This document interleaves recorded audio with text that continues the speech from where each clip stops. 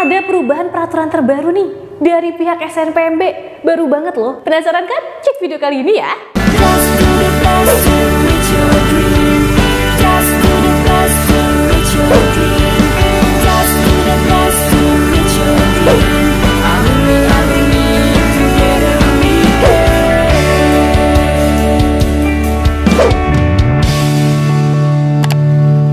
Mau belajar TPS UTBK 2023 versi terbaru? Ikut kelas online di GP Media aja. Kamu bisa belajar 7 subtes TPS dalam 20 kali pertemuan dengan benefit e-book, 12 kali tryout, dan masih banyak lagi. Harganya cuma 350.000 aja loh. Ayo buruan daftar dan jangan ketinggalan. Kapan lagi kamu bisa ikutan tryout UTBK gratis di GP Media kalau bukan sekarang? Ikuti syaratnya dan kirim bukti screenshot di gpmedia.id ya. Jangan sampai ketinggalan. Buat kalian yang lagi cari tryout SNMPT dan ujian mandiri untuk masuk PTN, kita punya solusinya. GEP Media menyediakan tryout SNMPT dan ujian mandiri untuk beberapa PTN ternama di Indonesia. Mulai dari harga 10.000, kalian sudah dapat ribuan soal prediksi, video pembahasan, dan ada kelas online juga loh. Yuk daftar sekarang. Halo semuanya, balik lagi di GEP Media Channel. Wah, gak kerasa banget ya, tinggal menghitung hari aja menuju ke ujian UTBK 2023 kali ini. Kalau kalian tahu bahwa ujian sesi pertama di hari pertama nanti akan ada di tanggal 8 Mei 2023. Tiba-tiba nih ada peraturan terbaru dari SNPMB. Peraturan ini terkait dengan peraturan dari tata tertib pada saat pelaksanaan ujian UTBK 2023 ini beserta dengan perubahan jadwal yang disesuaikan dengan wilayah-wilayah tertentu aja. Yang pertama kakak akan ngejelasin tentang peraturan-peraturan dan tata tertib yang terbaru dari SNPMB resmi ini. Oke, sebelum kalian melaksanakan ujian, itu yang paling penting kalian harus mengetahui lokasi ujiannya beserta ruang ujiannya. Itu penting banget ya, jadi kamu harus mencari tahu lokasi ujian dan ruang ujian paling maksimal banget 1 hari sebelum kamu melaksanakan ujian. Kalau kalian nonton video ini dan kalian itu juga mulai ujiannya di tanggal 8, nanti kalian itu udah tahu lokasi dan ruang ujiannya sebelum dari tanggal 8 Mei tersebut ya. Jadi cek lagi nih tanggal ujian kamu di hari apa dan sesuaikan. Kalau bisa sih ya, mulai dari sekarang tuh kamu mencari tahu lokasi ujian beserta ruang ujian nanti seperti apa, sehingga pada saat nanti kamu melaksanakan ujian kamu nggak panik. Pada saat hari H kamu udah nggak panik lagi karena kamu udah tahu tempatnya di mana. Itu yang udah kakak jelasin terkait sebelum pelaksanaan ujian. Kira-kira apa aja nih yang harus kamu bawa dan bagaimana tata tertib resmi yang diberikan oleh pihak SNPMB terkait barang-barang apa aja yang mesti kamu bawa pada saat kamu nanti melaksanakan ujian. Oke, yang paling pertama kamu harus bawa kartu peserta ujian kamu. Itu wajib banget ya, kartu peserta ujian tuh penting banget kamu bawa. Kalau mau ujian ya jelas-jelas kartu pesertanya harus ada. Yang kedua adalah fotokopi ijazah kamu atau fotokopi surat keterangan kelulusan atau fotokopi surat keterangan dari sekolah ya. Pokoknya itu fotokopinya aja. Kalau mau bawa aslinya juga nggak apa-apa, tapi nanti akan diminta fotokopinya. Jadi harus disiapkan dulu juga fotokopinya. Surat keterangan sekolah ini, mau itu ijazah, mau surat keterangan lulus, ataupun surat keterangan masih aktif di kelas 12, itu harus ada identitas diri kamu secara lengkap, ada pas foto kamu juga, dan ada cap sekolah kamu. Itu penting banget. Jadi dicek lagi tuh, surat keterangannya jangan asal-asalan dibuatnya. Harus ada poin-poin itu. Yang ketiga, kamu dilarang untuk menggunakan kaos. Mau kaos oblong ataupun kaos yang biasa aja juga sama aja ya, kayak t-shirt gitu, itu nggak dibolehin. Kalaupun kamu nanti maksa atau mungkin kamu dapetnya sesi pagi terus kaget udah telat atau gimana, kamu cuma pakai baju seadanya, hati-hati ya, nggak boleh masuk ke lokasi ujian jika kamu cuma pakai kaos oblong doang. Jadi itu penting juga. Jangan sampai cuma gara-gara pakaian aja kamu jadi nggak bisa mengikuti ujiannya. Kemudian peraturan berikutnya, kamu harus bersepatu, jadi nggak boleh pakai sendal atau cuma selop doang ya. Di video sebelumnya kakak memang udah ngasih tahu tuh tentang outfit UTBK ini. Jadi jangan sampai salah berpakaian, jangan pakai saltum juga ya, salah kostum. Jadi disiapkan dengan baik nih pakaiannya, harus bersepatu dan nggak boleh pakai kaos oblong doang. kamu kan melaksanakan ujian ya, jadi harus diusahakan untuk memakai pakaian rapi dan sopan. Kemudian kamu akan diminta untuk datang paling lambat itu setengah jam atau 30 menit dari waktu ataupun jadwal ujiannya nanti. Jangan sampai kamu nih, apalagi yang sesi pagi, kamu jadi telat, kesiangan bangunnya gara-gara sebelumnya begadang dulu, terus sampai-sampai bangun kesiangan dan akhirnya terlambat. Nah, keterlambatan apapun itu nggak akan diterima sama sekali oleh pihak penyelenggara atau pihak pengawasnya. Jadi mau itu telat ya gara-gara macet lah, mau telat ya gara-gara ada bannya bocor lah, mau tiba-tiba ada apa gitu di jalan, itu tetap tidak bisa diganggu-gugat. Proses pelaksanaan ujian akan dilakukan, jadi paling lambat banget itu setengah jam atau paling amannya ya 1 jam sebelum ujian dimulai. Oleh karena itu, usahakan kamu pakai alarm kali ya untuk mengantisipasi kamu bangun kesiangan. Karena ingat, tidak ada alasan apapun jika kamu datang terlambat pada saat pelaksanaan ujian nanti, dan kamu jadi nggak bisa melaksanakan ujian. Oke, setelah nanti kamu datang, itu pun kamu akan dilakukan pemeriksaan di sana. Jadi tunggu aja aba-aba dari pihak pengawas ataupun penyelenggara. Jadi nggak boleh langsung masuk nyelonong gitu aja ya. Tunggu aba-aba dan tanda dari pihak penyelenggara ataupun pihak pengawasnya. Oke? Kemudian kamu juga dilarang untuk membawa kalkulator ataupun catatan-catatan apapun. Kalkulator, catatan, buku-buku kecil, jam tangan, alat komunikasi, HP sekalipun itu tidak boleh masuk atau kamu bawa ke ruang ujian. Jadi alat komunikasi apapun tidak boleh. Ada juga nih beberapa sahabat GP yang masih nanya, jam tangan masih boleh nggak sih Kak? Nah, itu sebaiknya jangan ya, karena memang tidak diperbolehkan. Apalagi di peraturan ini ada kata-kata dan lain-lain. Berarti sejenis itu memang tidak diperbolehkan untuk digunakan atau dibawa ke ruang ujiannya. Untuk peraturan berikutnya, kamu tidak diperbolehkan berkomunikasi atau bekerja sama dengan pihak manapun. Ya udah, ke pihak penyelenggara juga cuma yang biasa aja gitu, sesuai dengan arahannya aja. Jadi tidak boleh ada komunikasi apapun dengan pihak luar manapun. Oke, kemudian tas, buku, catatan ataupun handphone yang kamu bawa dan perlengkapan-perlengkapan kamu yang memang tidak diperbolehkan untuk dibawa ke ruang ujiannya, itu akan dikumpulkan oleh pihak pengawas dan pihak penyelenggaranya. Itu akan ditempatkan di tempat yang sesuai dan aman tanpa mengganggu proses ujian kamu nanti. Cek lagi ya barang-barang yang kamu bawa. Jangan sampai kamu melakukan tindakan mencurigakan sehingga kamu akan digeledah tuh nantinya. Kamu akan dicek semuanya, digeledah semua barang-barangnya. Malah yang ada kalau seperti itu, panik nggak tuh pada saat nanti kamu melaksanakan ujian? Panik banget ya. Jadi usahakan bawa aja barang-barang sesuai dengan peraturan yang sudah ditetapkan seperti ini. Jangan sampai bawa barang-barang kecil ataupun sesuatu yang malah menimbulkan kecurigaan, sehingga belum melaksanakan ujiannya aja kamu udah dituduh macam-macam sama pihak pengawas ataupun penyelenggaranya. Kalau kayak gitu, kamu udah keburu panik duluan dan nggak tahu deh nanti pada saat ujiannya gimana. Jadi akan lebih baik kalau kamu cek dulu barang-barang yang akan nanti dibawa. Kalau misalkan sudah, kamu akan diminta untuk masuk ke lokasi ujian. Nah, pada saat nanti kamu masuk ke lokasi ujiannya, kamu duduklah di nomor yang sesuai dengan nomor peserta kamu. Jadi nanti di setiap meja dan bangkunya itu sudah ada nomor-nomor peserta. Kan kamu hanya membawa kartu peserta ujian ya ke dalam situ, terus kamu tinggal lihat nomornya. Jadi duduk di tempat yang memang sesuai dengan nomor peserta ujian kamu. Jangan kamu duduknya di tempat yang lain.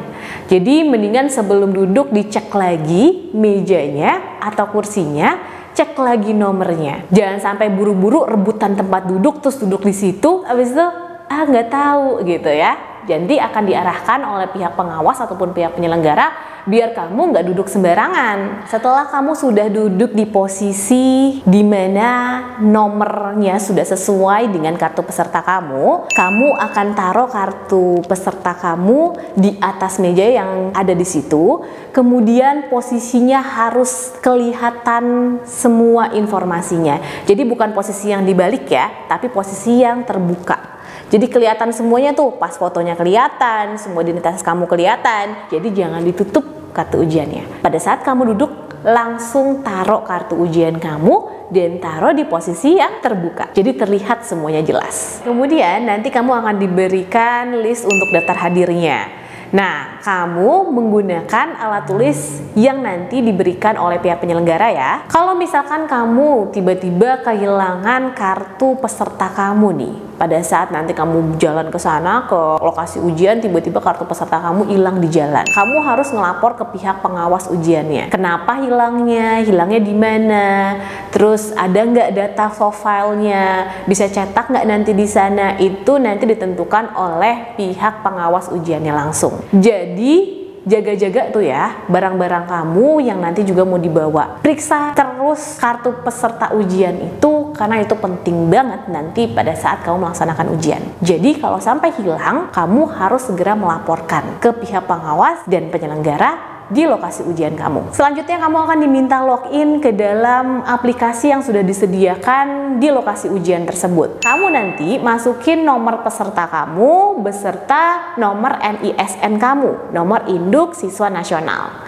Jadi nomor peserta dan nomor NISN. Jangan sampai ketuker, jangan sampai kebalik ya. Yang mana sih nomor pesertanya, yang mana sih nomor NISN-nya? Coba kamu cek lagi video kakak sebelumnya terkait dengan poin-poin dan informasi apa aja yang ada di kartu peserta. Karena kartu peserta itu akan kamu bawa ke lokasi ujian kamu dan akan ada di ruang ujian itu. Setelah itu nanti kamu akan diminta latihan, simulasi dulu nih sebelum benar-benar melaksanakan ujian.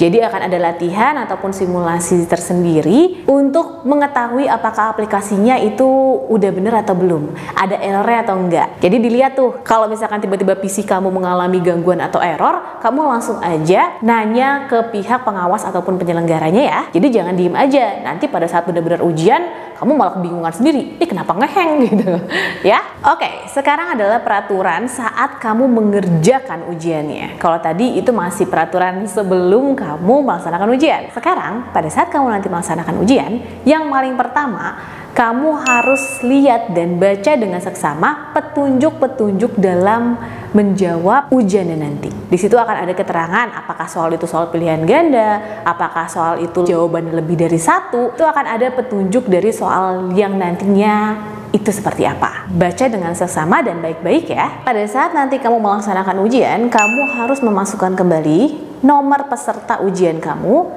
dan PIN yang nanti akan disediakan oleh pihak pengawas dan penyelenggaranya. Jadi hanya kamu sendiri dan pihak pengawasnya aja yang tahu nomor PIN tersebut. Ketiga, setelah kamu udah klik mulai ujian, nanti akan ada di layar monitor tersebut terkait informasi kamu. Setelah nanti kamu sudah memasukkan nomor peserta ujian kamu beserta PIN yang memang sudah disediakan oleh pihak pengawasnya, kemudian akan ada tampilan di layar monitor tersebut tentang identitas diri kamu. Kamu harus cocokkan juga tuh data-data yang ada di tampilan layar monitor itu sudah sesuai atau sama belum dengan kartu peserta ujian kamu. Jadi lakukan pengecekan kembali dan jika memang datanya sudah sama dan sudah sesuai dengan kartu ujian peserta kamu, kemudian kamu tinggal klik setuju sebelum nanti melaksanakan ujiannya. Jadi hanya melakukan pengecekan kembali aja ya. Kemudian peraturan yang berikutnya mengikuti arahan dari pihak pengawasnya di ruang ujiannya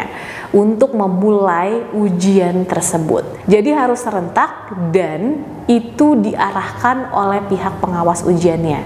Jangan sampai kalau misalkan kamu udah mulai duluan, yang lainnya mulai duluan, jangan sampai beda-beda.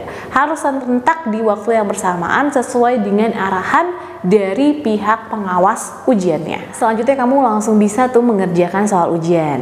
Ingat ya, mengerjakan soal ujiannya tetap fokus dan santai aja, jangan terlalu panik. Pada saat kamu mengerjakan soal ujian, kerjakanlah sesuai dengan waktu yang diberikan. Kemudian juga kamu bisa pilih opsi yang sesuai dengan yang kamu inginkan. Kamu bisa pilih opsinya itu menggunakan mouse yang memang sudah disediakan di perangkat PC kamu ya. Kamu juga bisa ngubah jawaban kamu. Kalau misalkan kamu mau ngubah jawaban kamu, itu disesuaikan juga dengan waktu berakhirnya ujian. Kalau misalkan ternyata udah nggak keburu atau waktu berakhirnya ujian sudah selesai, maka jawaban terakhir itulah yang akan terinput ke dalam aplikasi tersebut. Oh ya, untuk melihat apakah kamu sudah menjawab soal itu atau belum, di layar monitor kamu sebelah kiri itu nanti akan ada tampilan nomor-nomor semua soal. Kalau kamu belum mengerjakan nomor tersebut, itu warnanya masih putih. Tapi kalau kamu sudah mengerjakan, nomor tersebut warnanya akan berubah menjadi biru. Jadi dicek lagi ya semuanya. Ingat, untuk soal UTBK ini tidak ada sistem minus, sehingga usahakan untuk menjawab semua soal. Warnanya harus biru semua tuh di layar monitor sebelah kiri untuk setiap nomor ujian. Sekarang kakak akan jelasin peraturan-peraturan yang tidak boleh kamu lakukan selama proses ujiannya. Yang pertama, kamu nggak boleh menanyakan jawaban soal sama siapapun. Kamu tiba-tiba nanya sama pengawasnya, ya udah lebih jelas-jelas nggak boleh. Atau kamu nanya sama kanan kiri kamu, ini jawabannya apa ya? Udah jelas-jelas nggak boleh. Jadi tidak boleh sama sekali untuk menanyakan jawaban soalnya itu. Sama sekali tidak boleh. Kemudian kamu juga tidak boleh bekerja sama atau berkomunikasi dengan peserta lain. Kamu nggak boleh tuh komunikasi sama samping kanan kiri kamu atau depan belakang kamu. Jadi udah kamu fokus aja ngerjain sendiri. Nggak usah ya kamu tanya-tanya atau berkomunikasi, ini apa sih, itu apa sih. Mendingan kalau misalkan kamu bertanya, langsung aja ke pengawasnya. Kamu juga tidak boleh bekerja sama atau berkomunikasi dengan pihak luar dengan bagaimanapun caranya. Tidak boleh sama sekali. Itu sangat dilarang ya. Komunikasi sama samping-samping aja nggak boleh, apalagi bekerja sama atau berkomunikasi sama pihak luar. Itu udah jelas-jelas tidak diperbolehkan. Kamu juga tidak boleh memberi ataupun menerima bantuan dalam menjawab soal ujian.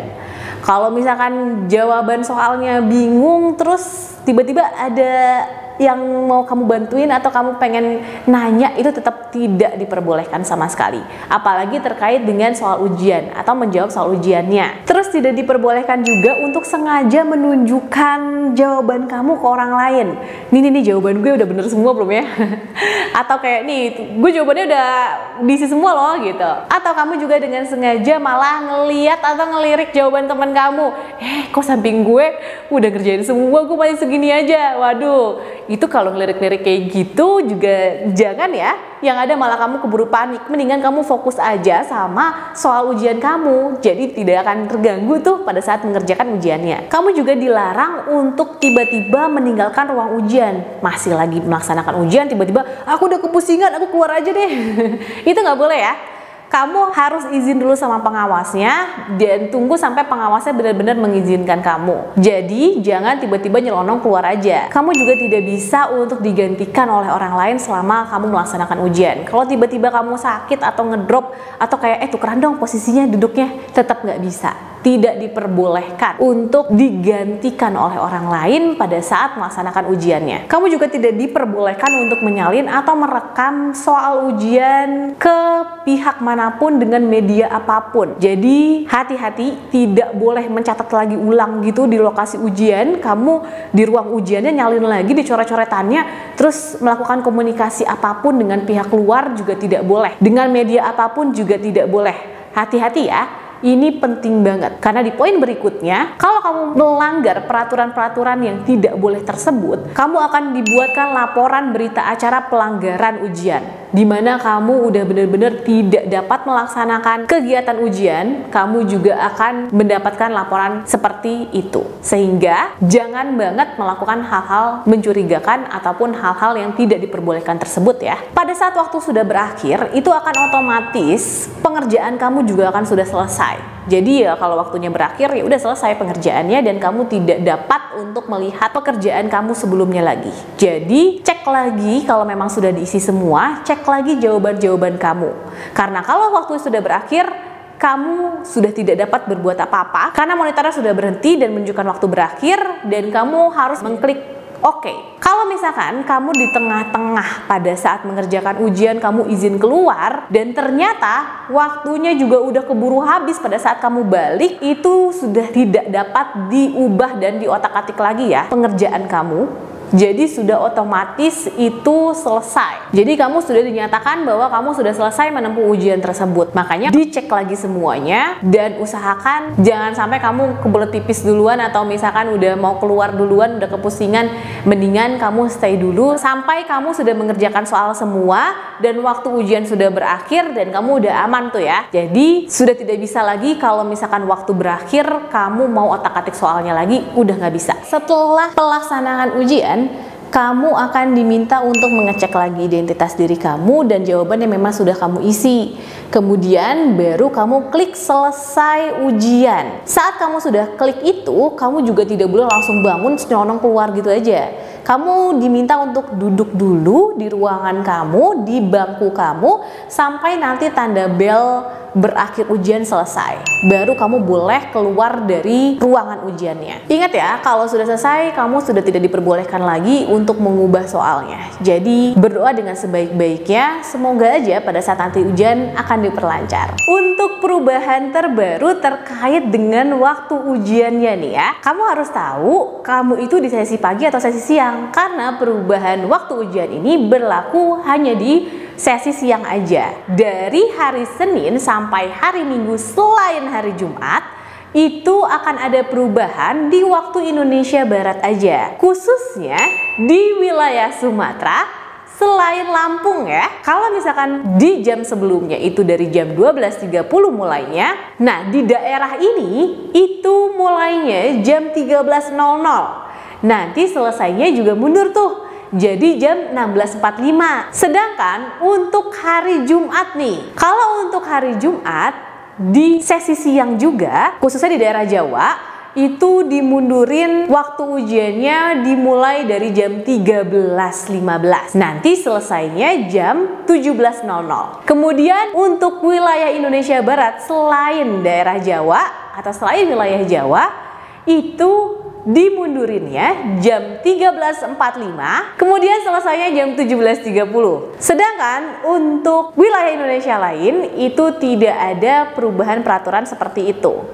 Jadi coba cek lagi ya buat teman-teman yang mendapatkan waktunya itu di sesi siang. Coba cek lagi. Akan lebih baik juga kalau misalkan kamu datangnya lebih dulu ya. Jadi jangan sampai terleha-leha dengan waktu yang dimundurin ini. Ah udah deh waktunya dimundurin, nanti aja berangkatnya. Waduh, nanti kalau misalkan macet di jalan atau terjadi sesuatu, kamu malah telat datangnya.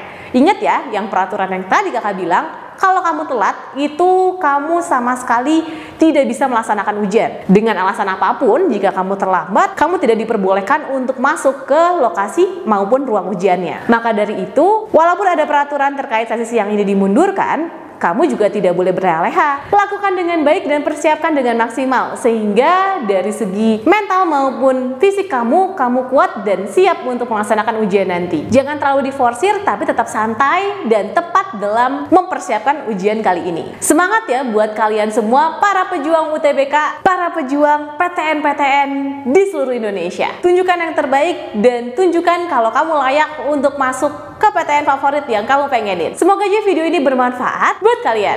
See you in the next video. Dadah!